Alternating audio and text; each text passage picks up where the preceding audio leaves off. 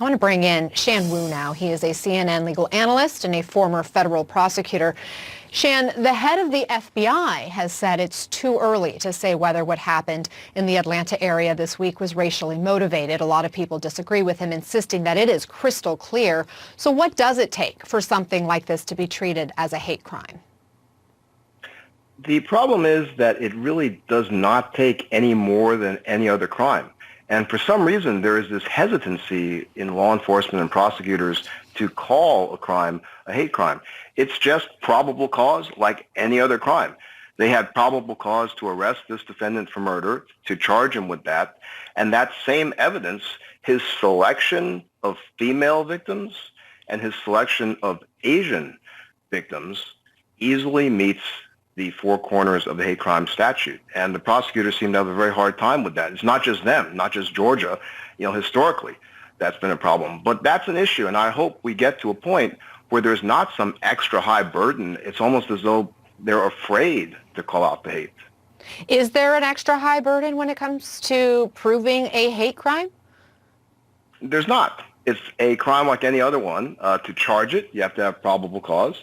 And to prove it in court, it's got to be proven beyond a reasonable doubt. And I think there's a institutional hesitation because prosecutors feel that it's an extra element to prove, but it's really a sentencing enhancement. So even if, let's say in this case, they bring the murder charge, they bring the hate crimes charge, and they lose the hate crimes charge, they're not going to lose the murder charge with this kind of evidence, and the hate crime charge gives them some extra tools to bring in additional evidence, which could be actually really useful.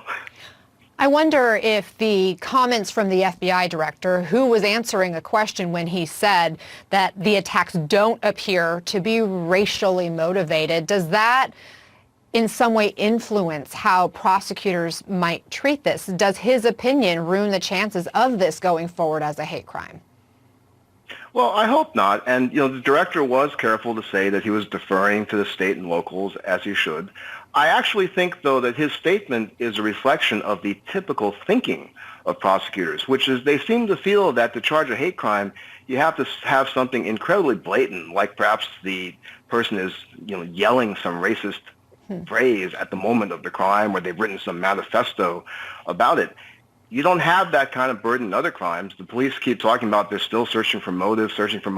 Motive's right in front of their face. It's the selection of the people. That's my view as a former prosecutor. And you say there are actually legal advantages to charging hate crime. Can you explain more about that?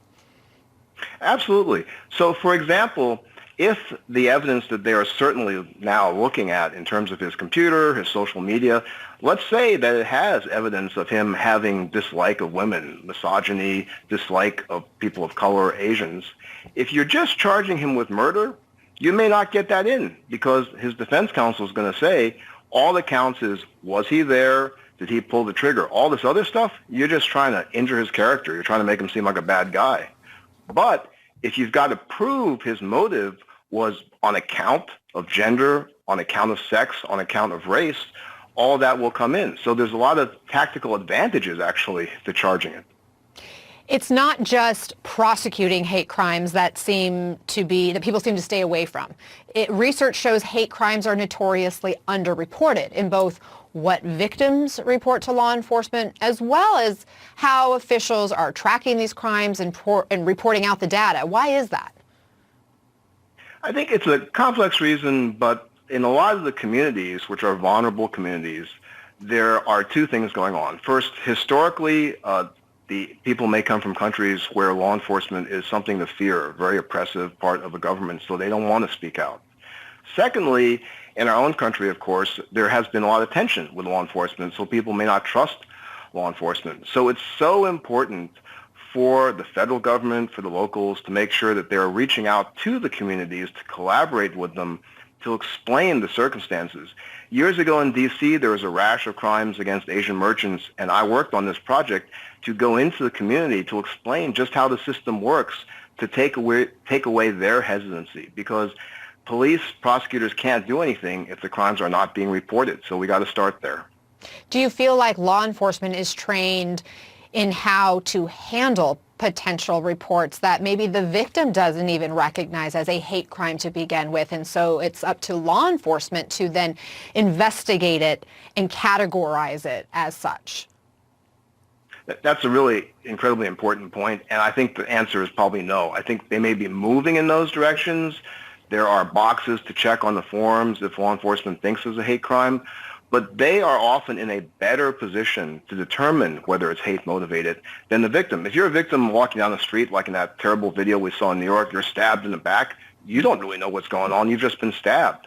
But looking at the pattern, looking at who that suspect passed up before, all those things, law enforcement has that perspective that a lot of times the victims wouldn't. So you're exactly right. It's so important that they be better trained to communicate that to the victims and to look for the right patterns. Shan Wu, I really appreciate your expertise. Thank you so much for being here for us and highlighting what we all need to know. Thank you so much for covering this.